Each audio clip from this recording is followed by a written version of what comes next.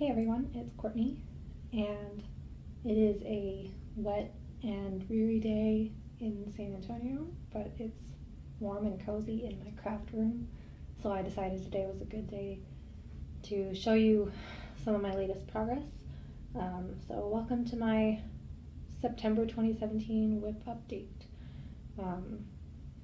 I have 2 finishes to show you and some progress on some of my other works in progress, as well as a couple things that I've acquired over the past couple of months.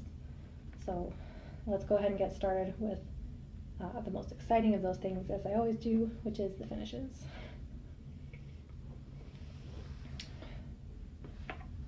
I've been just rolling up my finished projects all together here in this bundle, and I was thinking actually that I would like to make one of those project rolls that the Twisted Stitcher gave a tutorial on a while back.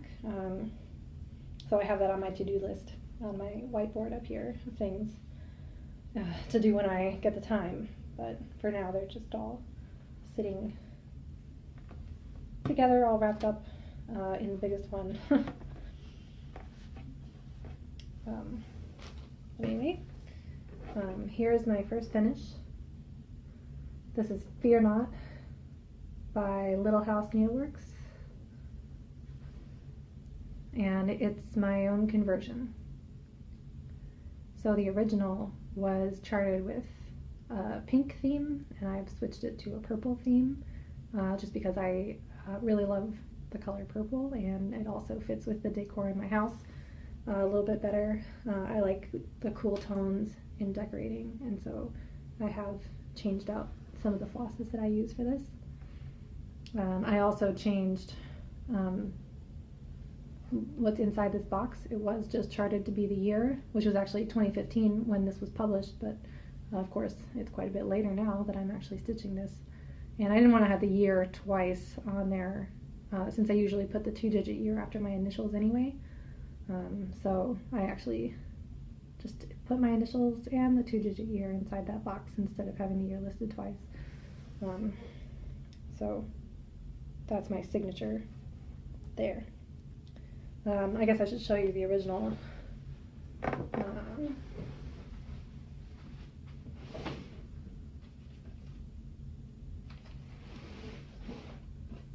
have it up here. I keep my paper patterns in that magazine box, and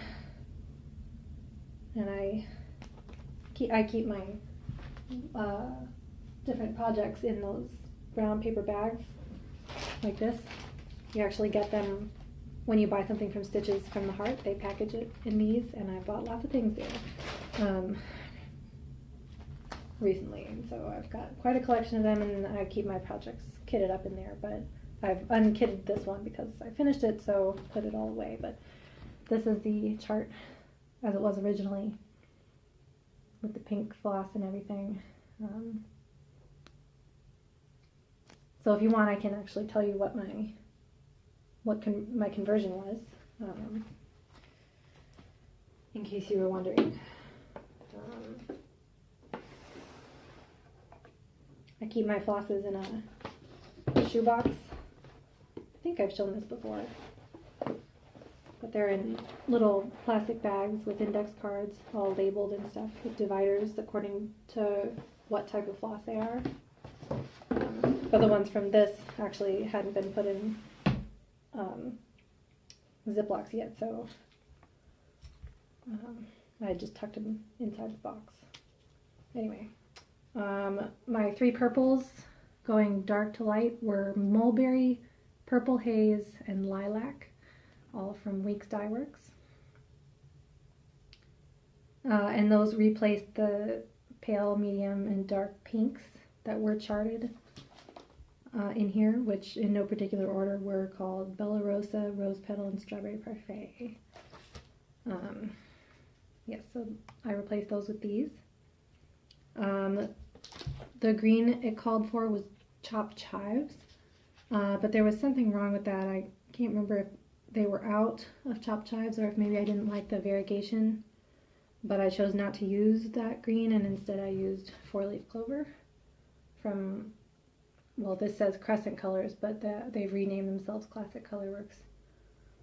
And I was actually really pleased with the variegation on that. That is the grass and the leaves in the design. And I like the tone of that green too. I think it complements the purples really well. So I used 4-leaf clover. And the other change I made was that the face and hands of this little lady on the hill were charted to be the palest pink in the original design. But of course that wouldn't work since I replaced that with the lightest purple. I wanted her skin tone to be closer to mine. So I used lamb's wool from Gentle Art for her. And I also made another change because her dress and the house were both charted to be the darkest pink in the range. And I tried stitching them with the darkest purple, and it blended too much with the brown of her hair and the brown of the roof on the house. Like my eye didn't have much differentiation there, and I wanted you to be able to see her hair and stuff. And so I replaced both of those with medium purple instead of using the darkest purple there. So that was what I changed in this design. The words I kept in Roasted Chestnut from Classic Colorworks. And I don't think I made any changes to the actual placement of the stitches except for replacing the year with my initials. So that is Fear Not. I really enjoyed stitching this. I found it to be very meditative. Like I felt like I was meditating on the Bible verse the whole time that I was working on this. Like it stayed front and center in my mind, and I thought that was very spiritually refreshing, I guess. So I like stitching Bible text, or if you're religious, or maybe you might get the same effect from inspirational quotes or something. But I think thinking about something for so long while you work with your hands really helps internalize the message, and I found that to be true with this verse. Anyway, so I like that about this project. I stitched it on, I'm pretty sure it was 32 count Sprite, which I think is from Picture This Plus, but I'm not 100% positive. It's definitely called Sprite. It's a mottled purple linen. The pattern called for natural linen in 30 count, which I wouldn't have used 30 count, so I think I went to 32. So I think it did stitch up slightly smaller for me than it was charted. I'm pretty sure. I'm intending to finish this as one of those standalone cubes, like a no-sew cube. You can look those up if you haven't seen them before. There are tutorials out there on how to make them, but this is just going to be a decoration in my own house, I think. So I'll find some cute fabric that coordinates with it for the back of the cube, and I will make it into a no-sew cube someday when I have time to finish it. So there you go.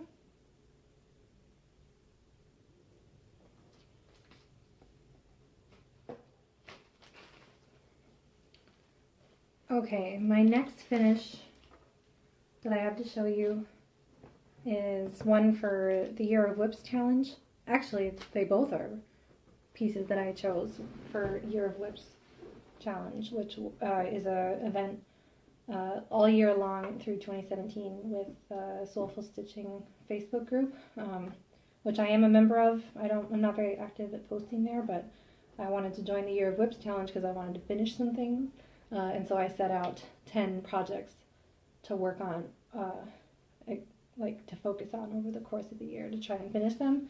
And Fear Not was one of them, and this was the next. And it is my green flippets from Lizzie Kate. And I'm pretty happy with how this came out.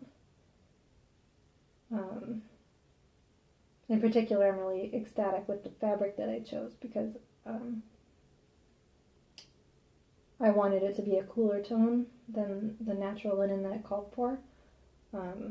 And I thought this linen, which now I'm not going to remember what it was called, but I thought it were called like blue jeans or denim or something, which is sort of an eco material in my mind.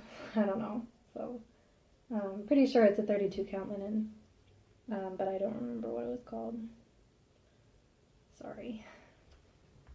It might be written on one of my bags or something. Oh, this bag says Sprite by Picture This Plus 36 count. So there you go. The purple linen for Fear Not was actually 36 count. I was wrong about that. Let me just look and see.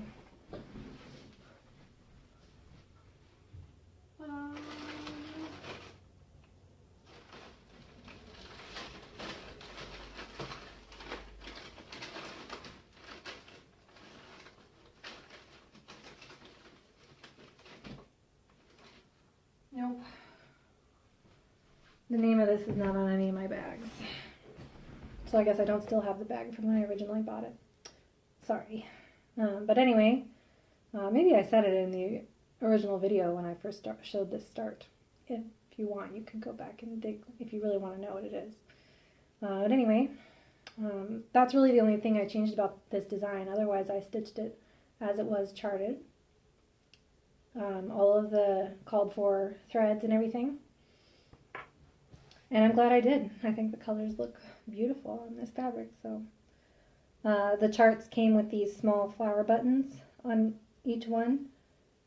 So I use those. And then the design underneath these words below were actually not a part of each of the flip it charts, but this was a freebie design for finishing it out that you can download from the Lizzie Kate website. And that actually had these flowers charted here, although the directions said that if you wanted to get more of the little flower buttons, you could put buttons where these yellow flowers are. But I didn't want to bother with chasing them down, so I stitched the yellow flowers there instead. Then I signed my name at the bottom right. And yeah. I saw someone recently on Facebook starting this project, and they posted a picture of two of the flosses. It was the darkest green, which is like on this alligator. It's called bullfrog. And also the variegated green, which is called moss, that's used for all of the green words. Both of those are from Weeks Dye Works. Actually, there's a third green too. There's a light green that's in these letters. The big letters, the first letters right there. That's called grasshopper. But this picture showed moss and bullfrog next to each other, and the poster was like, is there supposed to be a difference between these colors? Because I really cannot see any difference at all. And I just thought, oh, that must be so frustrating, because there is supposed to be a difference. Bullfrog is supposed to be dark green, and moss is supposed to be very variegated. And to my eye, bullfrog looks like the darkest shades in moss, in my opinion. So they are really similar color family, but you are supposed to be able to see that lighter green come through on moss. And that's really a shame, that they didn't look that different. That can happen sometimes when you buy hand-dyed floss or over-dyed floss, that, depending on the different batches of them, the colors can come out slightly different from time to time. So if you've got two skeins, one of each that look really similar to each other, that's kind of unfortunate, And sometimes it can't be avoided, especially if you're buying floss online, like from 1-2-3 Stitch or something. They'll just send you one of each, and you don't get to choose which skeins you like best. Which that's exactly what I did when I bought this floss. I went to my local needleworks store, Stitches from the Heart, and I held all three of them in my hand and make sure that they looked like I wanted them to together. But I know, depending on where you live, you might not have that option. And that's really a shame. Anyway, that is Lizzie Kate's Green Flippets. I have in mind to frame this one and put it in my kitchen or maybe my laundry room. But yeah, that's another one that I finished just for me. I really like it. Okay, those were the only two finishes that I have to show you, but I have a couple more projects that I've worked on since last time, so I'll show you those. The first one is a small one, which is called Texas Christmas Peppers. It's this one from Redbird Designs, which I believe is a designer local here in South Texas. And I have looked for them before on 123 Stitch, but I haven't been able to find them, so I wonder if maybe they only distribute through Stitches from the Heart. I'm not really sure. You could probably Google them though and see. But I do know that Stitches from the Heart takes phone orders, so if you want this or any other Redbird Designs piece, which they're almost all of them are Texas related, then go ahead and call Stitches from the Heart. Anyway, here's my progress on Texas Christmas Peppers. I'm using the called for threads, but I'm doing it on 28 count gingham linen and celery that I just had. I didn't have any other plans for this. The original in the sample was on just like a white fabric or cream, like a cream linen, 28 count though. But I don't know, I thought the colors looked cute on this checked fabric, so I decided to use it. Might as well use it up. So I'm actually almost done with this. The only thing left to stitch is the red, which is Louisiana hot sauce from Weeks Dye Works. I ran out, so the peppers are supposed to be stitched in that red, and then the berries in the holly border at the bottom. So that's all I have left to do. Everything else is done.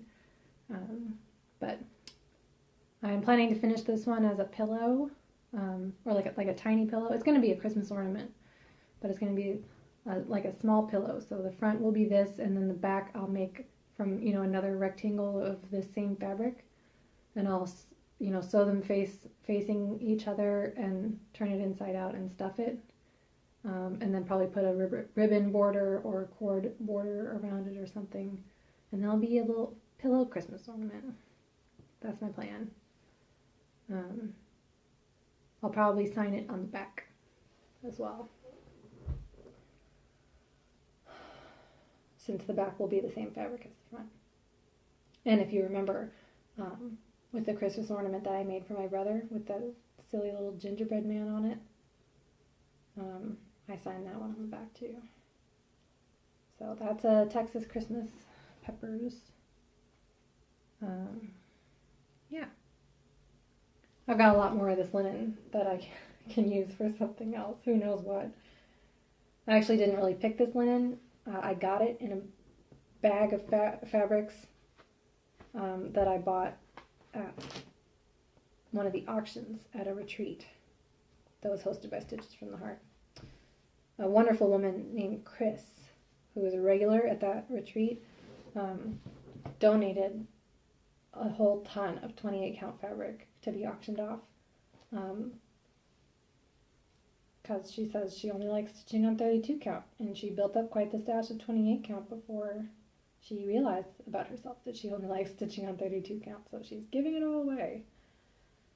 But yeah, I won it in that auction, and she saw me walking away with it, and she was like, that was mine, I brought that. I hope you really get some great stitching out of it. So if you ever watch this, thank you, Chris. Yep, so that's Texas Christmas Peppers.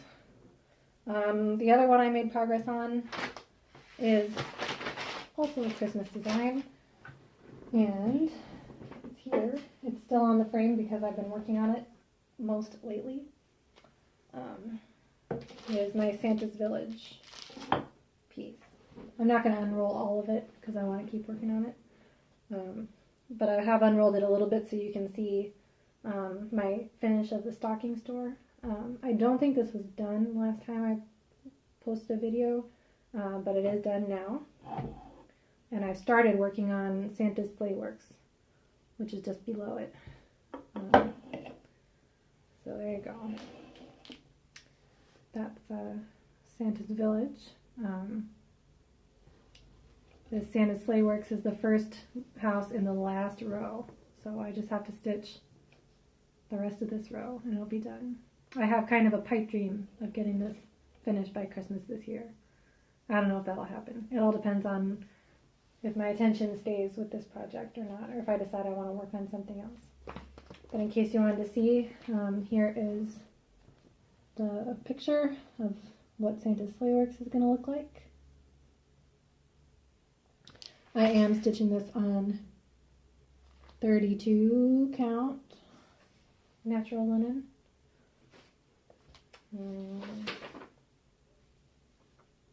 Yeah, 32 count lamb's wool linen. I didn't change that.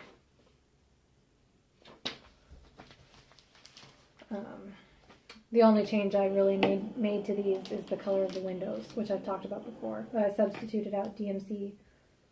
It was supposed to be DMC 727, which is a topaz color, like a yellow color. And I like the clear look of 762 better, so made that substitution. But, yep, you guys have seen this one a lot before if you've watched my past videos, so that's about all I have to say about Santa's Village. And that's it for my progress. 2 finishes and two projects since the last time I posted. I've been pretty busy with work, and I will be for the next several weeks, pretty much the rest of October, because I have a professional exam to take toward the end of October that I'll be spending a lot of time studying for. Already have been. So I guess I'll close out the video by talking about things I've got since last time. I've been pretty reasonable lately with my purchases. I haven't really gotten a lot more stuff, and in fact, really all that I've acquired was stuff that I bought in advance. So like these Brooks Books princesses, the Princess Dress Up collection. I signed up for that for like the whole year, and so I've been getting one every month. So I've got a few more of those to show. This one I might have showed last time. It was the Frog Princess, Tiana. And this one was maybe my favorite. At the time that it came out, it was maybe my favorite, except for Cinderella, just because of how beautifully it captures the lily pad and the jazz age, all those things about the Frog Princess movie. I just think it was really well done. So that one is exciting. I loved it and thought it was my favorite, and then I got this one, which is Anna from Frozen, which I probably because of copyright, Brooke is calling her the Summer Princess, but clearly this dress calls back to Anna's gown from Elsa's coronation, but done in like a Victorian style. So I love the colors, I love the bustle. I thought this was just super creative, and it's going to be really fun to stitch. Love that. And then finally, the one from this month is Ariel. And I was just super blown away by this one too. I really love it. I wasn't sure how she was going to do Ariel because, well, for most of the movie she doesn't wear a gown. I wondered if she would do Ariel's pink gown, maybe, or that blue dress that she wears in the lagoon scene. That was another option for a dress. But I don't know, Brooke did this amazing job of turning her mermaid look into a gown instead. I just love the ocean surf. The colors are so true as well. This one might be one of the next ones that I start, because I actually have an idea for the fabric for this one, which is going to be a 28 count navy linen. This is solid dark blue, like the ocean depth. Yeah, the colors for the fabric have been evading me for some of the others, but Ariel I can definitely imagine on dark blue. I don't really care so much for the light blue she stitched on here because I think it washes out the ocean surf, and I want that to really stand out. So I want the colors I stitch these on to be complementary, but to recede into the background behind the dress. So yeah, I'm excited about this one. I love it. And then the other thing that I've continued to get is Fabric of the Month from Under the Sea Fabrics. I can't remember which of these I've showed before, but I pulled a few of them out for you from the last month, so in case you're curious. This one is called Chloris. I think it was from like May or something, so I might have shown this one before. It's sort of like a tie-dye kind of